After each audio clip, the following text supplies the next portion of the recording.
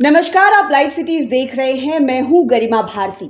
अगर आपके पास आपके 7 फेरों का सबूत नहीं है, आपके विवाह या फिर आपकी शादी का सबूत आपके पास नहीं है, तो उस शादी को अब वैध नहीं माना जाएगा। यानी कि अगर आपका नाम आपके वोटर लिस्ट में आपके पति का नाम उसमें शामिल है या फिर आपके पास ये सबूत है कि वो आपका भरण पोषण करते हैं, ये वैध कागजात नहीं माने जाएंगे ये साबित करने के लिए कि आप दोनों की शादी हुई है या फिर आप पति और पत्नी हैं। पटना हाईकोर्ट ने एक अहम फैसला सुनाया है। दरअसल एक मामला आया था सिवान के फैमिली कोर्ट से, जिस पर टिप्पणी करते हुए पटना हाईकोर्ट ने ये बात की है कि अब बिना सबूत के शादी को वैध नहीं माना जाएगा। 7 फेरों के सबूत देने पड़ेंगे और आपको अपनी शादी या विवाह का भी प्रमाण जो है वो दिखाना पड़ेगा। ये पटना हाईकोर्ट ने महत्वपूर्ण फैसला सुनाते हुए कहा कि हिंदू विवाह को वैध साबित करने के लिए केवल मतदाता सूची या भरण पोषण का आदेश पर्याप्त नहीं है। हिंदू विवाह रीति रिवाज और आवश्यक रस्मों के साथ संपन्न हुआ हो, इसका प्रमाण देना जरूरी है। जहां विवाह में सप्तपदी जैसी रस्म प्रचलित हो, वहां उसके संपन्न होने का प्रमाण भी महत्वपूर्ण है। न्यायाधीश विवेक चौधरी और न्यायाधीश राणा विक्रम सिंह की खंडपीठ ने यह टिप्पणी दुर्गावती देवी की ओर से दायर अपील को खारिज करते हुए की।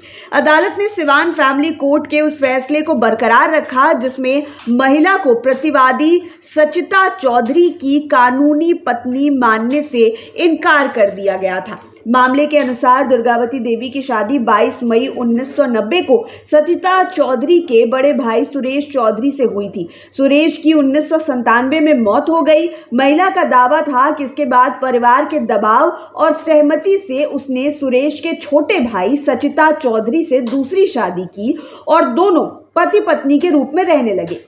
बाद में उसने भरण पोषण का मुकदमा भी किया, जिसमें उसे प्रति माह 1000 रुपए का भरण पोषण मंजूर हुआ था।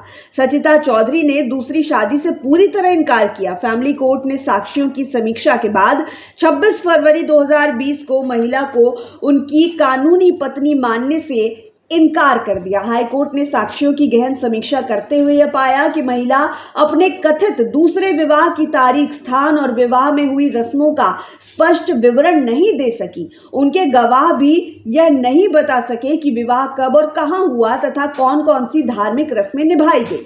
किसी ने सप्तपदी या सिंदूरदान का भी स्पष्ट उल्लेख नहीं किया। अदालत ने यह भी पाया कि कथित विवाह में शामिल पुरोहित के नाम को लेकर गवाहों के बयान में विरोधाभास था। तो ये अब स्पष्ट हो गया है कि हाई कोर्ट ने ये फैसला सुना दिया है। हालांकि सिवान फैमिली कोर्ट ने पहले ही कहा था, मामला काफी पेचीदा नजर आ रहा है कि पति की मौत हो गई तो पत्नी ने उनके छोटे भाई से शादी हो जाने की बात कही और भरण पोषण के नाम पर 1000 रुपए मिल भी रहे थे। और जब ये बंद हुआ तो मामला कोर्ट में पहुंचा और कोर्ट में जब जांच हुई, छानबीन हुई, तो मालूम चला कि सिंदूरदान या फिर सप्तपदी की जो बात कही जा रही है उसका भी कोई सबूत नहीं है। विवाह में शामिल लोग भी स्पष्ट तौर पर गवाही नहीं दे पा रहे हैं। किस पंडित ने शादी करवाई थी उनका नाम भी लोगों को याद नहीं है। तो ऐसे में हाईकोर्ट ने साफ कह दिया है कि अब आपको फेरों के सबूत पेश करने पड़ेंगे। विवाह हुआ है या नहीं हुआ है इसको लेकर आपको प्रमाण देना पड़ेगा, ताकि किसी भी तरह का फर्जीवाड़ा किसी के साथ ना हो सके। कोई ये ना कह सके कि हमारी शादी हो गई है। अगर जब तक आपके पास विवाह का सबूत नहीं है, आप कानूनी तौर पर साबित नहीं कर पाएंगे। और ख़ास तौर पर ये मामला तभी आकर अटकता है जब एलिमनी की बात हो जाती है, भरण पोषण की बात हो जाती है, लोग अलग होना चाहते हैं या फिर किसी कारणवश साथ रहे और फिर अलग होना चाहते हैं, तो खुद को पति या पत्नी बताकर कानूनी हक लेना चाहते हैं। तो इन मामलों को देखते हुए पटना हाईकोर्ट ने बड़ा फैसला सुनाया है और अब देखना होगा कि ये जो फैसला है वो कितना प्रभावी होता है। क्या यह हर जगह लागू होता है या फिर पार्शियली इसको अलग अलग केसेस में लागू किया जाता है। तमाम अपडेट्स हम आप तक पहुंचाते रहेंगे। इस वीडियो को यूट्यूब पर देख रहे हैं तो चैनल को सब्सक्राइब करें, फेसबुक पेज लाइक करें। आप हमें हमारे सोशल मीडिया हैंडल्स पर भी फॉलो कर सकते हैं। धन्यवाद।